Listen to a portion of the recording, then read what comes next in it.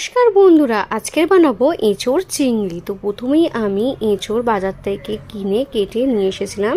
এবার ভালো করে ধুয়ে নুন হলুদ দিয়ে এঁচোড়টা সেদ্ধ করে নিলাম। এরপর কড়াইতে বেশ খানিকটা সর্ষের তেল গরম করে ডুমো করে কাটা আলু সামান্য নুন দিয়ে লাল লাল করে ভেজে নিলাম। তারপর সামান্য নুন দিয়ে আমি চিংড়ি মাছগুলোকেও ভেজে নিলাম।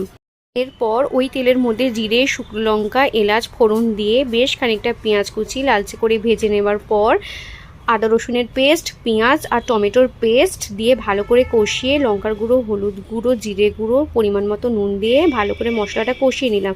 তারপর আবারও টমেটো দিয়ে মশলাটা কষিয়ে নেবার পর ভেজে রাখা আলু, চিংড়ি মাছ, সেদ্ধ করে রাখা এঁচোড় দিয়ে ভালো করে কষিয়ে নিতে হবে।